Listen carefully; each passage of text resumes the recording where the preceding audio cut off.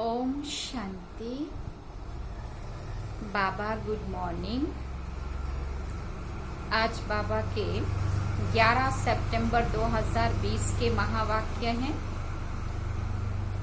सार में बाबा ने कहा, मीठे बच्चे, ये ड्रामा का खेल एक्यूरेट चल रहा है।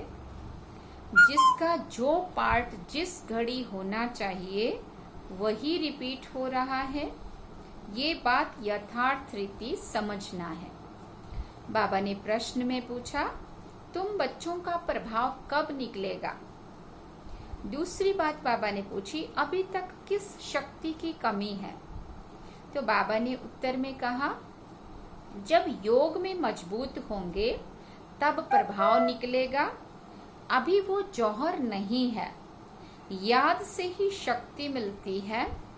ज्ञान तलवार में याद का जौहर चाहिए, जो अभी तक कम है। अगर अपने को आत्मा समझ बाप को याद करते रहो तो बेड़ा पार हो जाएगा। ये सेकंड की ही बात है। ओम शांति। रूहानी बच्चों को रूहानी बाप बैठ समझाते हैं। रूहानी बाप एक को ही कहा जाता है, बाकी सब है आत्माएं। उनको परम आत्मा कहा जाता है। बाप कहते हैं, मैं भी आत्मा ही हूँ, परंतु मैं परम सुप्रीम सत्य हूँ। मैं ही पतित पावन ज्ञान का सागर हूँ। बाप कहते हैं, मैं आता ही हूँ भारत में बच्चों को विश्व का मालिक बनाने। तुम ही मालिक थे ना। अब स्मृति आई है, बच्चों को स्मृति दिलाते हैं। तुम पहले पहले सतयुग में आए, फिर पाठ बजाते 84 जन्म भोग, अब पिछाड़ी में आ गए हो। तुम अपने को आत्मा समझो। आत्मा अविनाशी है, शरीर विनाशी है।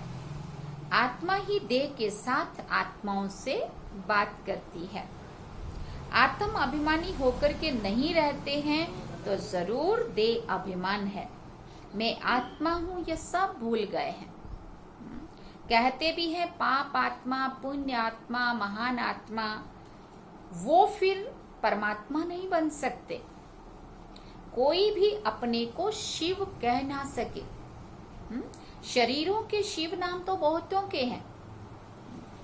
अब जब आत्मा शरीर में प्रवेश करती है तो नाम पड़ता है, क्योंकि शरीर से ही पार्ट बजाना होता है ना।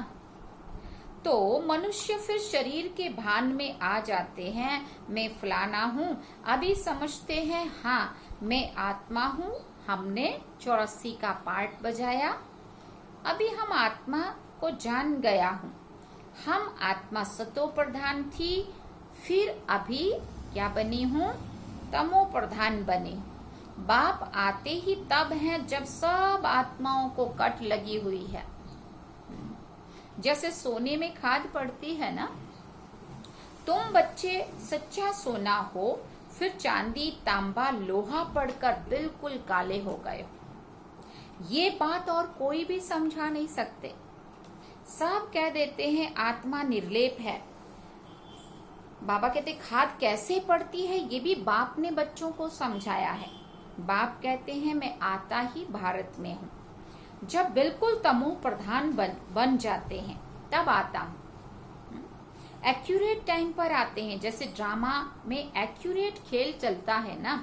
जो पार्ट जिस घड़ी होना होगा उस समय फिर रिपीट होगा। उसमें जरा भी फर्क नहीं पड़ सकता। वो है हद का ड्रामा और ये है बेहद का ड्रामा। ये सब बहुत महीन समझने की बातें हैं। बाप कहते हैं, तुम्हारा जो पार्ट बजा ड्रामानुसार। कोई भी मनुष्य मात्र ना रचयिता को ना रचना के आदि मध्य अंत को जानते हैं। ऋषि मुनि भी नेति नेति करते गए। अब तुमसे कोई पूछे, क्या पूछे? रचयिता और रचना के आदि मध्य अंत को जानते हो? तो क्या कहेंगे? तो तुम झट कह देंगे हाँ। सो भी तुम सिर्फ अभी ही जान सकते हो, फिर कभी नहीं। सिर्फ संगम युग पे हमें ये पता है सृष्टि के आदि मध्य अंत का। बाकी सतयुग में चले जाएंगे वहां भी नहीं होगा, कलयुग में थे तो भी नहीं था, है ना।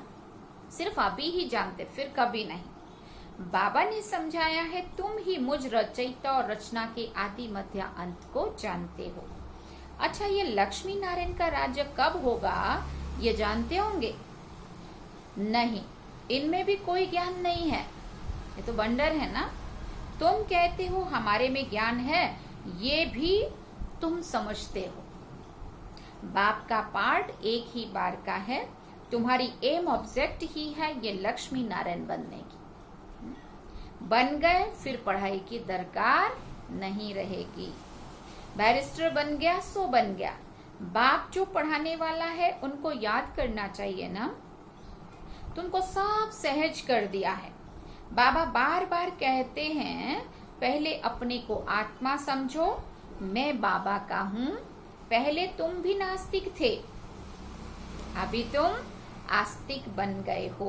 इन लक्ष्मी नारायण ने भी आस्तिक बनकर ही ये वर्षा लिया है जो अभी तुम ले रहे हो। अभी तुम आस्तिक बन रहे हो। आस्तिक नास्तिक ये अक्षर भी इसी समय के हैं, वहां ये अक्षर नहीं होते हैं। पूछने की भी दरकार नहीं रहती है। यहाँ प्रश्न उठते हैं तो पूछते हैं रचता और रचना को जानते हो, तो कह देते हैं नहीं। बाप ही आकर अपना परिचय देते हैं और रचना के आदि मध्य अंत का राज भी समझाते हैं। बाप है बेहद का मालिक, रचता।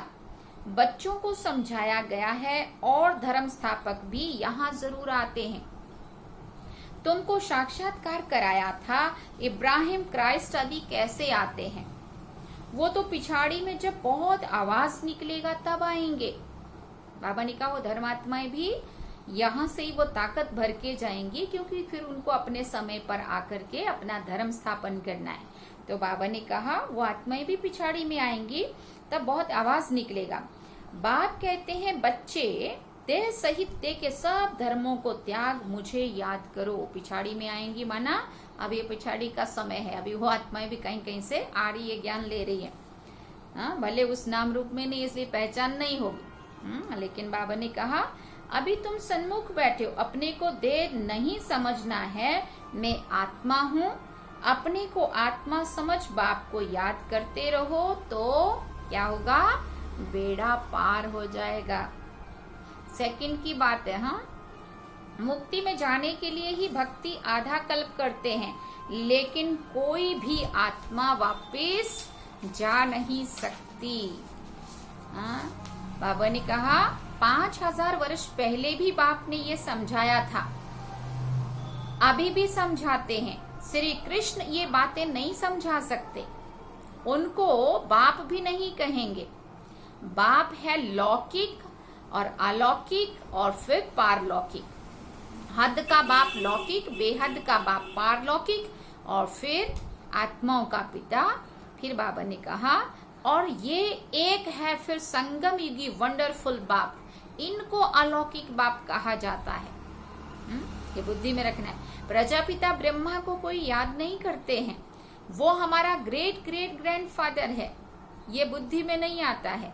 कहते हैं आदि देव एडम, अलग अलग बोलते हैं ना सभी में, गीता में अलग, बाइबल में अलग, ग्रंथ में, कुरान में, सब में आदि देव और आदि देवी और ब्रह्मा और सरस्वती, एडम और ईव, आदम और बीबी हव्वा, है ना। ऐसा सब अलग अलग उसमें अलग अलग बोलते हैं। तो बाबा कहते ये बुद्धि में नहीं आता, परंतु ये कहने मात्र कहते हैं, बोलते सभी उसमें है लेकिन समझते नहीं। बाबा कहते मंदिरों में भी आदि देव का चित्र है, वहां तुम जाएंगे तो समझेंगे ये हमारा यादगार है। बाबा भी बैठे हैं, हम भी बैठे हैं, यहाँ बाप चैतन्य में बैठे हैं, वहां जड़ चित्र रखे हैं। मधुबन में बाबा चैतन्य में मिल रहे हैं और बाबा कहते वहां दिलवाड़ा मंदिर में क्या है, अपना यादगार। तपस्वी रूप का भी यादगार है और फिर स्वर्ग माना हमारा देवता रूप का भी यादगार है। ऊपर में स्वर्ग भी ठीक है, जिन्होंने मंदिर देखा है वो जानते हैं कि बाबा हमको अब चैतन्य राजयोग सिखा रहे हैं। फिर बाद में मंदिर बनते हैं। ये स्मृति में आना चाहिए कि ये सब हमारे यादगार हैं। ये लक्ष्मी नारायण अब हम बन रहे हैं, थे, फिर सीढ़ी उतरते आए। अब फिर हम घर जाकर पहले एक बार फिर घर जाएंगे और फिर वापस अपने राम राज्य में आएंगे। पीछे होता है फिर रावण राज्य, और फिर हम वाम मार्ग में चले जाते। कहते हैं ना, देवताएं वाम मार्ग में गए। अब यही पता नहीं था वाम मार्ग कौन सा होता है ना।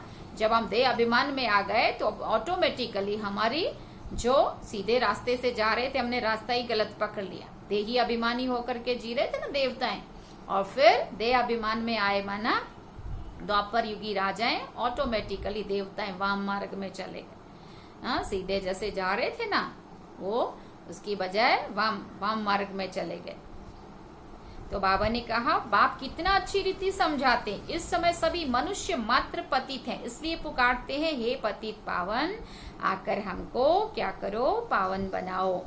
दुख हर कर सुख का रास्ता बताओ। कहते हैं भगवान जरूर कोई वेश में आएगा। अब कुत्ते बिल्ली ठीक कर भीतर आदि में तो नहीं आएगा ना। गाया हुआ है भाग्यशाली रथ पर आते हैं। बाप खुद कहते मैं इस साधारण रथ में प्रवेश करता हूँ। ये भी अपने जन्मों को नहीं जानते हैं, अभी तुम जानते हो। इनके बहुत जन्मों के अंत में जब वानप्रस्थ अवस्था होती है तब मैं प्रवेश करता हूँ। भक्ति मार्ग में पांडवों के बहुत बड़े बड़े चित्र बनाए हैं। रंगून में भी बुद्ध का बहुत बड़ा चित्र है। इतना बड़ा कोई मनुष्य होता थोड़ी है। बच्चों को तो अब हंसी आती होगी, रावण का चित्र भी कैसा कैसा बनाते। वास्तव में बुराइयों का प्रतीक है, लेकिन हर वर्ष बड़ा बड़ा पुतला बनाएंगे और उसको जलाएंगे। लेकिन बड़ा क्यों बना रहे हैं? क्योंकि बुराइयां वृद्धि को पा रही है ना। इसलिए बाबा कहते रावण का इतना बड़ा चित्र कैसे बनाया, दिन प्रतिदिन बड़ा करते जाते। ये क्या चीज है जो वर्ष वर्ष जलाते हैं? हम उस बुराई को खत्म करना चाहते, जलाना चाहते, क्योंकि हम उससे दुखी है। हाँ, लेकिन वो बाबा ने कहा ऐसा कोई दुश्मन होता होगा, दुश्मन का ही चित्र जलाते हैं ना। अच्छा, रावण कौन है, कब वो दुश्मन बना जो उसको हर वर्ष जलाते हैं? इस दुश्मन का किसी को भी पता नहीं है, उनका अर्थ कोई बिल्कुल नहीं समझते हैं। अब बाप समझाते हैं, वो है ही रावण संप्रदाय और तुम हो कौन? राम संप्रदाय। राम की सेना और रावण की सेना दिखाते हैं दोनों तरफ। रावण की तरफ से राक्षस लड़ाई किए और राम की सेना कौन थी? वानर, है ना, वानर सेना। तो बाबा कहते हैं वो तुम बच्चे जो बंदर से मंदिर लाइक, बाबा विकारों से फंसे हुए उसमें थे, जब वशीभूत थे तो हम बंदर जैसे थे।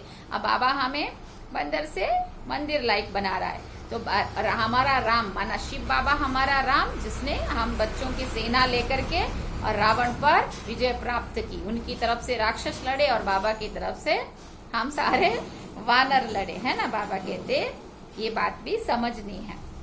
तुम हो राम संप्रदाय, वानर सेना। अब बाप कहते हैं गृहस्थ व्यवहार में रहते कमल फूल समान बनो और मुझे याद करते रहो। कहते हैं बाबा हंस और बगुले इकट्ठे कैसे रह सकते हैं, खिटपिट होती है। बाबा ने कहा सो तो जरूर होगा, सहन करना पड़ेगा, इसमें बड़ी युक्तियां चाहिए। बाप को कहा जाता है रांझू रमजबाज। सब उनको याद करते हैं, भगवान क्या करो, दुख करो, रहम करो, लिबरेट करो। फिर बाबा ने कहा वो लिबरेटर्स बाप सबका एक ही है। तुम्हारे पास कोई भी आते हैं तो उनको अलग अलग समझाओ। कराची में एक एक को अलग अलग बैठकर समझाते थे। तुम बच्चे जब योग में मजबूत हो जाएंगे तो फिर तुम्हारा प्रभाव निकलेगा। अभी अजुन वो जौहर नहीं है। याद से शक्ति मिलती है, पढ़ाई से शक्ति नहीं मिलती है। ज्ञान तलवार है, उसमें याद का जौहर भरना है, वो शक्ति कम है। बाप रोज कहते हैं बच्चे याद की यात्रा में रहने से तुमको ताकत मिलेगी।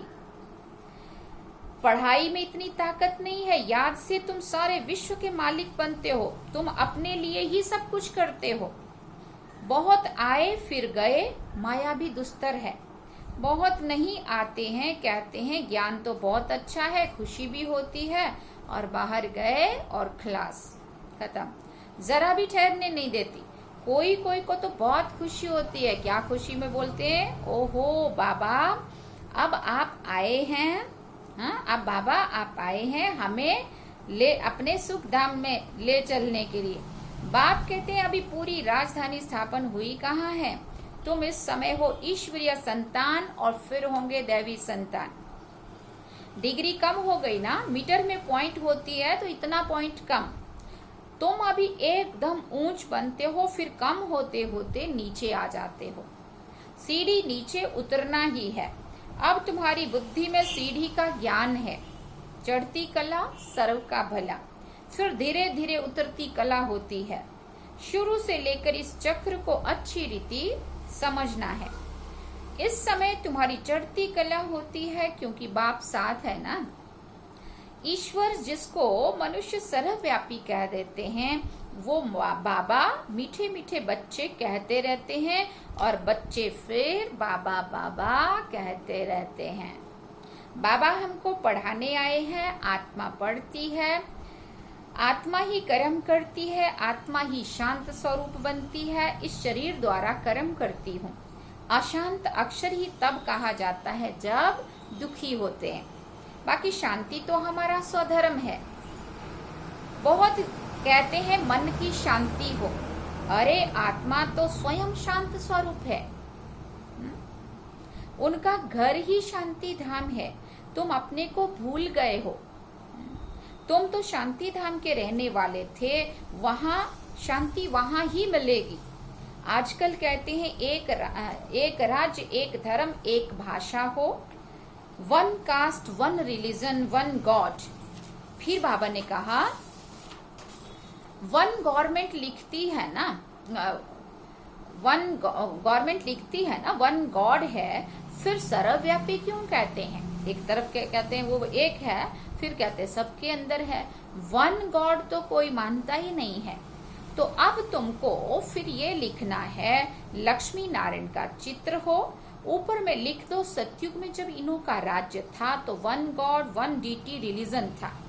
परंतु मनुष्य समझते नहीं है, अटेंशन नहीं देते हैं।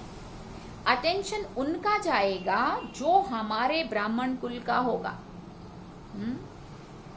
और कोई नहीं समझेंगे। इसलिए बाबा कहते हैं अलग अलग बिठाओ फिर समझाओ।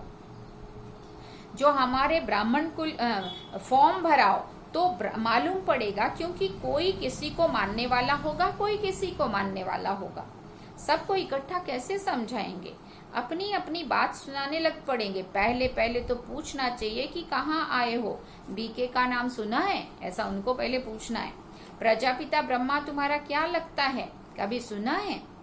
हाँ, ऐसा उनसे आप नए कोई भी उनसे पूछना है। तुम प्रजापिता ब्रह्मा की संतान नहीं हो, हम तो प्रैक्टिकल में हैं।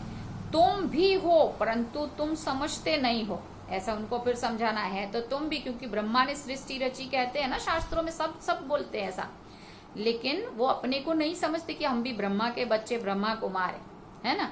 इसलिए बाबा कहते हैं उनको समझाओ कि तुम भी ब्रह्मा कुमार हो, तुम भी ब्रह्मा के बच्चे हो, परंतु तुम उनको पहचानते नहीं हो। समझाने की बड़ी युक्ति चाहिए। अच्छा, मीठे मीठे सिकिल दे बच्चों प्रति माता पिता बाप दादा का याद प्यार और गुड मॉर्निंग। रूहानी बाप की रूहानी बच्चों को नमस्ते।